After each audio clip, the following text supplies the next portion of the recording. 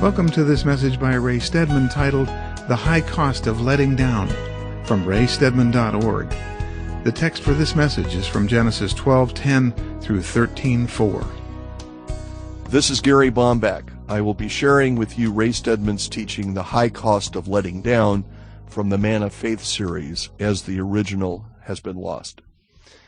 It is a refreshing experience to meet a pilgrim in the midst of our secular, security-loving age, with its continual emphasis upon comfort, convenience, and compromise.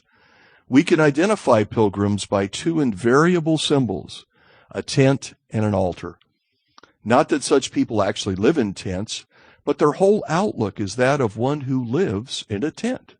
They hold material things loosely and are conscious of the fleeting, ephemeral values of the world thinks important.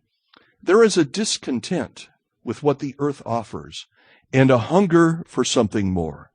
This is the tent. The second characteristic is the altar, the place of self-judgment where true worship is found. It means having a low opinion of one's own abilities and a high opinion of God's. It is an awareness of the constant need of cleansing and a dependence upon a power greater than self. The story of Abram is a story of such a pilgrim. It takes us back 2,000 years to the other side of the cross. But the spiritual history of this man is as up-to-date as if he were born in the 20th century A.D. With his tent and his altar, Abram sojourned in the land of Canaan. That is, he had no permanent home, but moved about from place to place. The land of Canaan, as we have seen in our introductory study, is a picture for us of the Spirit-filled life. It is not a place of special privilege, as many think. It is not a place to which only the great and favored few can come. The land of Canaan is where God expects every Christian to dwell every day of his life, 24 hours a day. Though Abram is now in the land, he has not yet learned the conditions of life in the land. He stands in the same place as any new Christian who is now in the Spirit, Romans 8:9, but has not yet learned to walk in the Spirit, Galatians 5:25. And as so often happens at this stage of the Christian life, as we pick up the story of Abram in Genesis 12, we find it is the story of the failure of faith. What new Christian has not discovered what it is to lose his sense of joy and his awareness of the presence of Christ in his life? We shall find the reasons for this perplexing experience traced here in three movements: the famine in Canaan, the folly of Egypt, and the fullness of God in the land.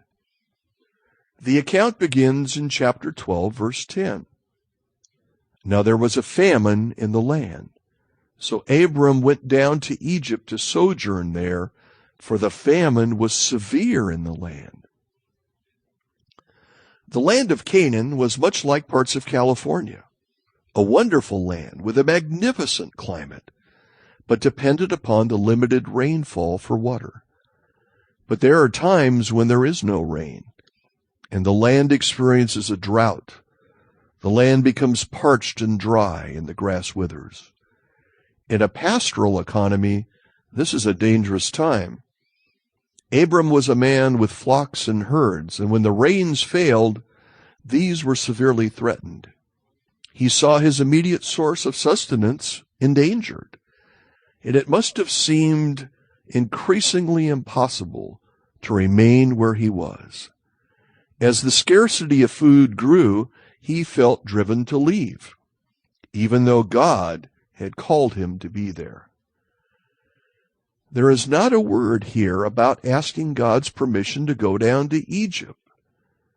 Abram took counsel not from God, but from his fears alone. To use a contemporary expression, he pushed the panic button, and down to Egypt he went. It was fear that drove him.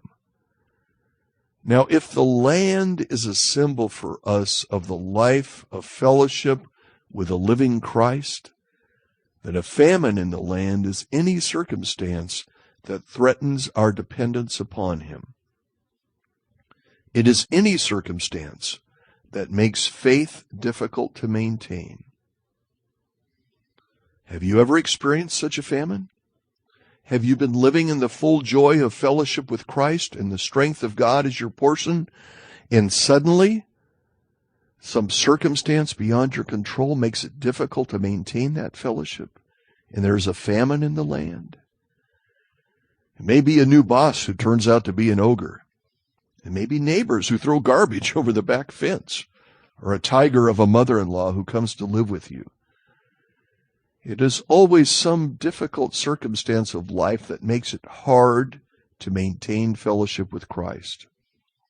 Perhaps it is hard and demanding labor that leaves you little time for cultivating the Spirit. It may be a bitter disappointment that crushes you, and your heart aches so you can hardly find strength for prayer and fellowship. It may be depressing surroundings, which are hard to rise above, which continually oppress you. It may be misunderstood motives. You meant to do good, and someone took it wrong, and you've been cut to the quick. In short, it is any temptation that seems more than you can bear, which threatens to cut off your very strength, your fellowship with Christ. When this occurs, the temptation is to flee rather than to stick it out. We do not enjoy trials like this, and we try to get away physically if we can. We move to another neighborhood, change jobs, take a trip, or go home to mother. If we simply cannot flee, we try to run away mentally. We escape the unpleasant reality by a flight into unreality. There is so much of this being done today. Some retreat into a mental Egypt where life seems much more pleasant than it is in reality. Once perhaps it was a simple problem of daydreaming, but now we can have it done for us electronically by the way of the television set.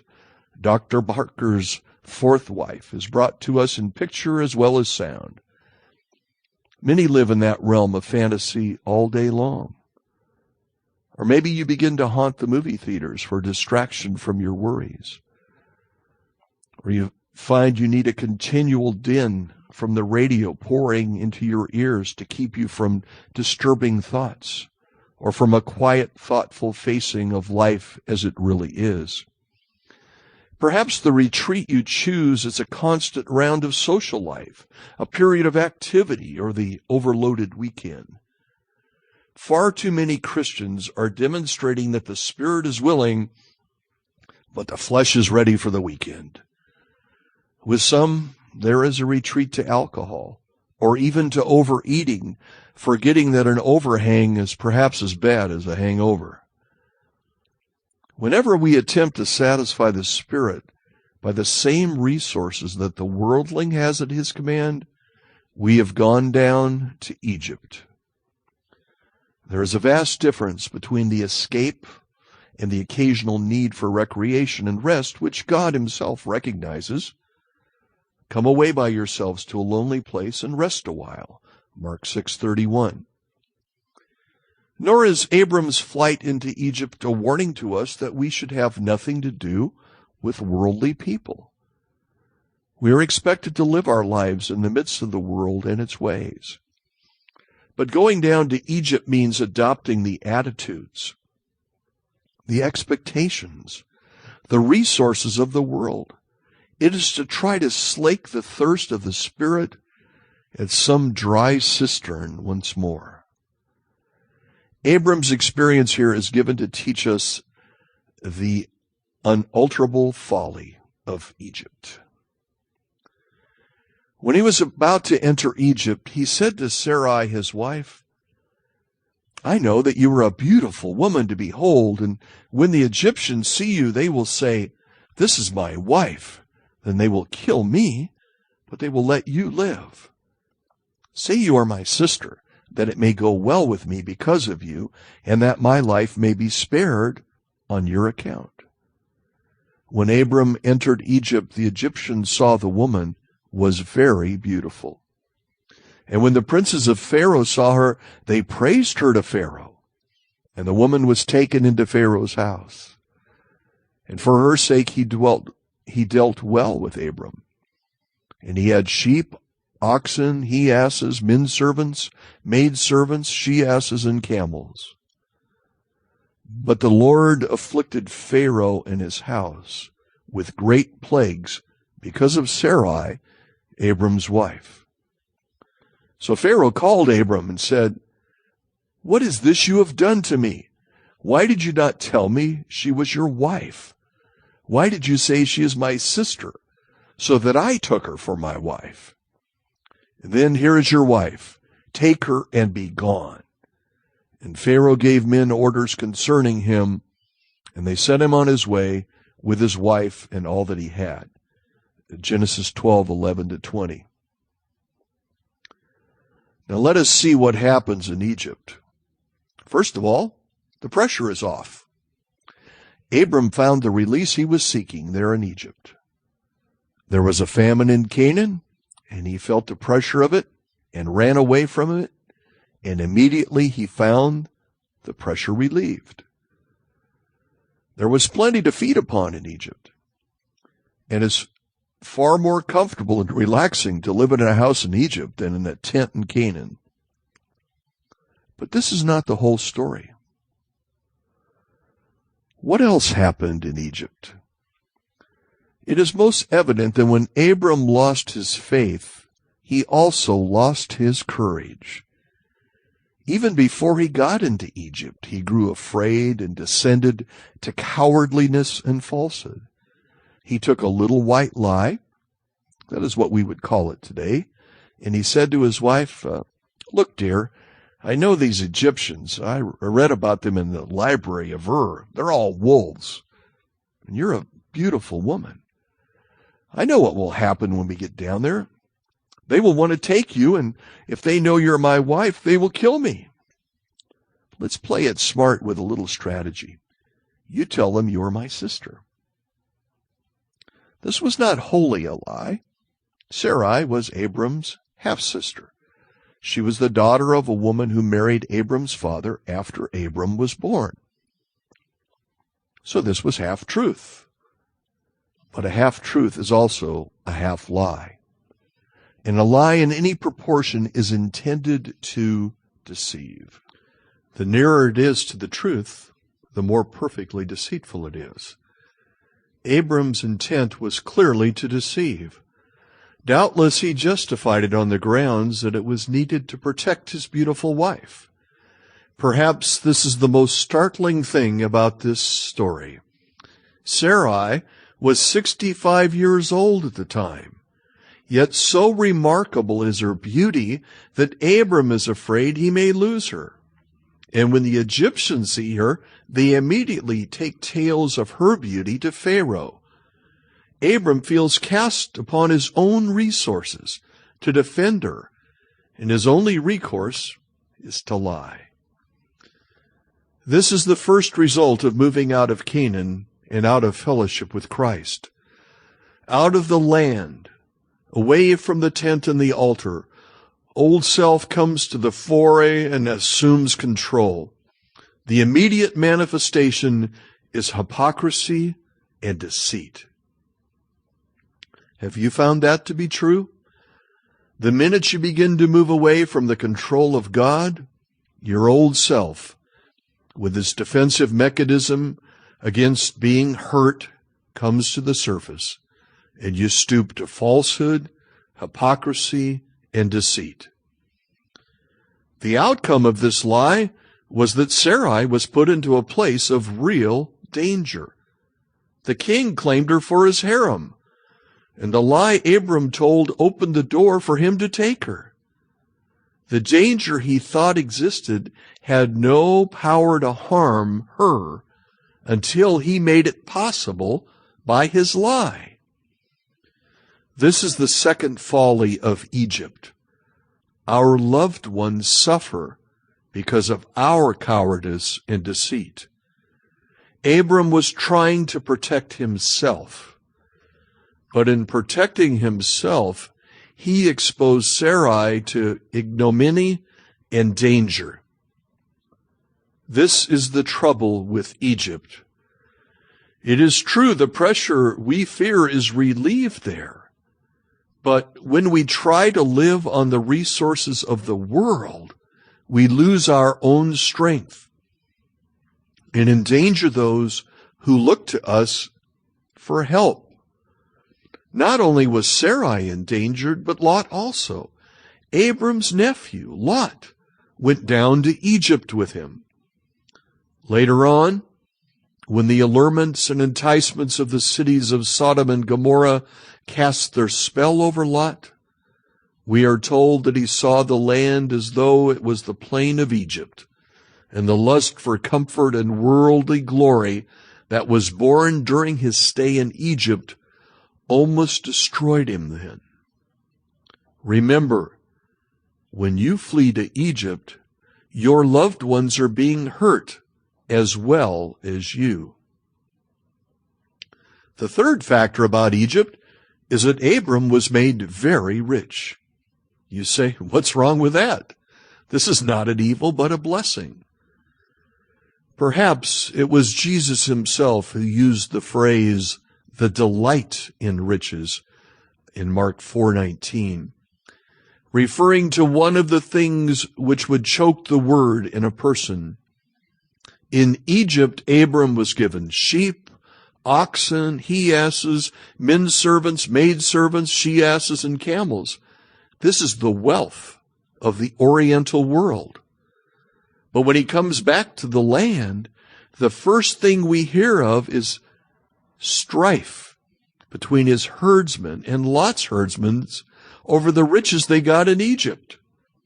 Furthermore, we are told he was given maidservants, one of whom was named Hagar, with whom later Abram conceived the child Ishmael, the father of the Arab nations, who have been ever since a thorn in the side of Israel.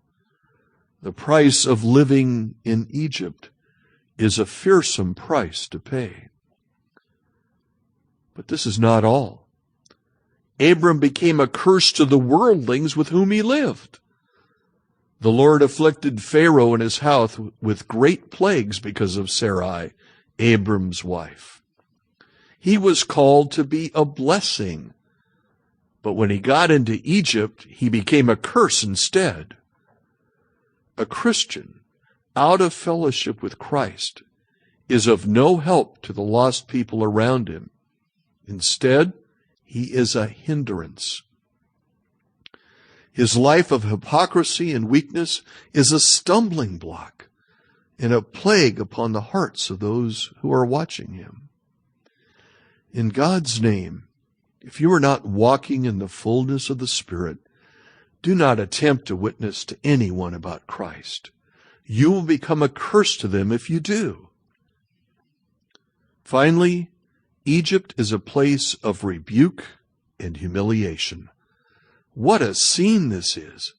Here is Abram, the man of God, standing before this pagan king who has better morals than he has, being publicly rebuked for his folly.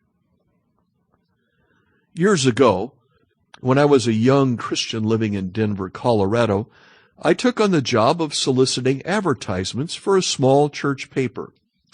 The pastor felt that some of the businesses with which the church dealt would be willing to put an ad in our little paper. I was to call them on the telephone and solicit the business. Among others, I called the woman manager of a prominent restaurant nearby and opened the conversation by telling her I was calling for Mr. Hewitt, the pastor of the church, and he had given me permission to do so. Evidently, she misunderstood and thought that I was Mr. Hewitt. Throughout the conversation, she addressed me as Mr. Hewitt. It took me off guard at first, and I did not correct her at the time. She placed an ad, and the next month, I called her again to renew it. It had worked so well to be mistaken for Mr. Hewitt that I thought I would tell her it was he calling again. So I got another ad. The third month I tried again, but this time her voice grew cold and distant. She said, "I don't know who you are, but you're not Mr. Hewitt, for as I sit here in my office, I can see Mr. Hewitt and his wife eating lunch.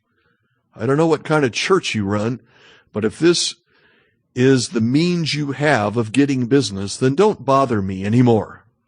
She hung up the phone. I can still feel the shame and humiliation of that moment as though it was yesterday. What a terrible place of rebuke and folly is Egypt. But now God terminates the painful lesson of Egypt in Abram's life. At the deepest moment of his agony, crushed with humiliation and sick at heart, Abram comes out of Egypt, tarred and feathered and riding on a rail, back into the land of Canaan. We read, Pharaoh gave men orders concerning him, and they set him on the way, with his wife and all that he had. Good riddance, Abram, we're through with you. What a price to pay for the release from pressure that Egypt affords. But once back in the land, he finds the fullness of supply that he could have had all along. So Abram went up from Egypt, he and his wife and all that he had, and Lot with him into the Negev. Now Abram was very rich in cattle, in silver, and in gold. And he journeyed on from the Negev as far as Bethel, to the place where his tent had been at the beginning, between Bethel and Ai, to the place where he had made an altar at the first. And there Abram called on the name of the Lord. Genesis 13, 1-4.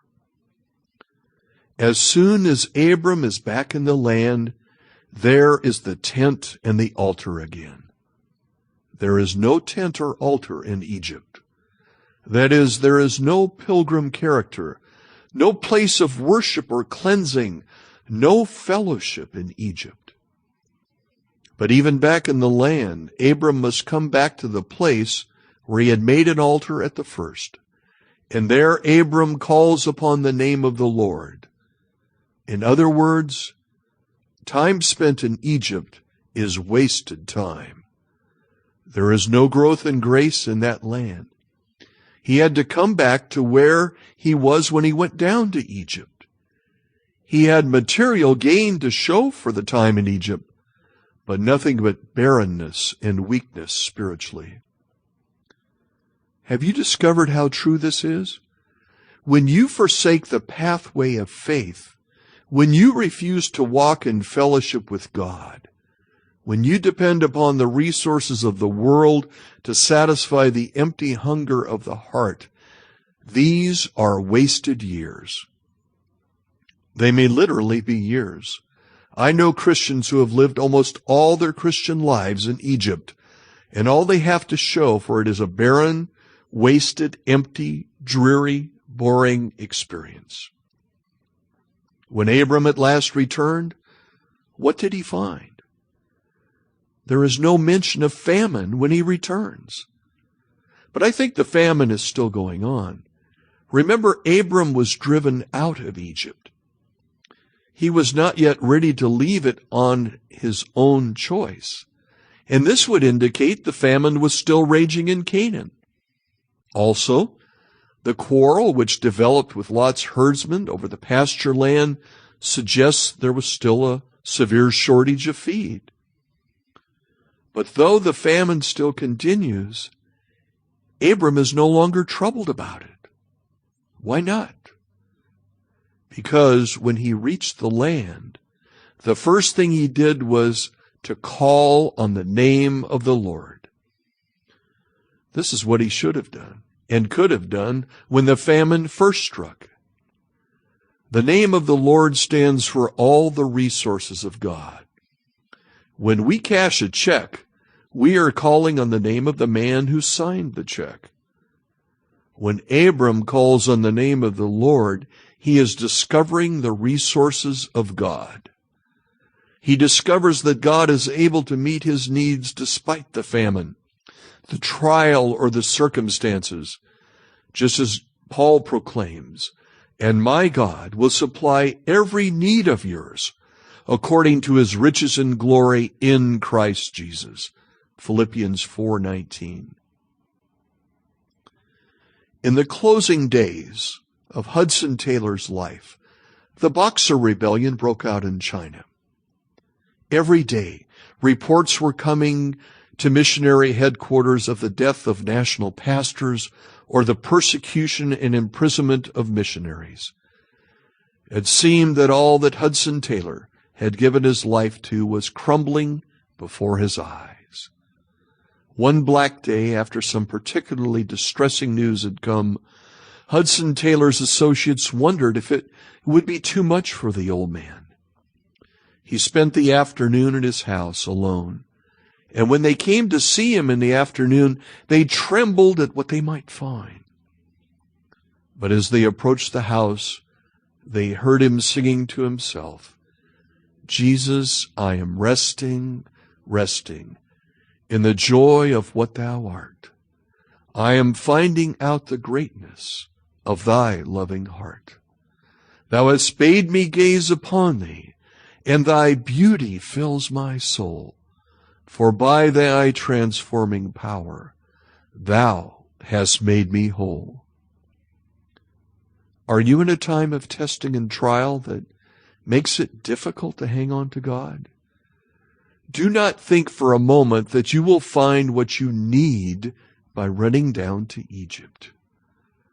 You will find a kind of relief, but the price of Egypt is a terrible price. For the soul that says, "It's all right, Lord, I'm looking only to you to see me through," there is yet waiting the sure and full supply of God, that inner strengthening of the heart that makes it possible to meet whatever trial may come in the joyfulness and glory of faith. Our Father, how many times must we confess to you we have been down in Egypt? We have sought to quiet the hunger of our hearts by indulging in some of the things to which the world turns in its desperation, and we have found nothing but emptiness and more hunger. Help us to see that only in you, the living God, is there an abundance of supply, and you wait to reveal that supply to any heart which will give up its wanderings and searchings and cast itself upon you and rest there. May we, like Abram, learn that in Egypt there is nothing but heartache and sorrow, in danger for our loved ones, but in you is all we need to meet our deepest cry. In Jesus' name, amen.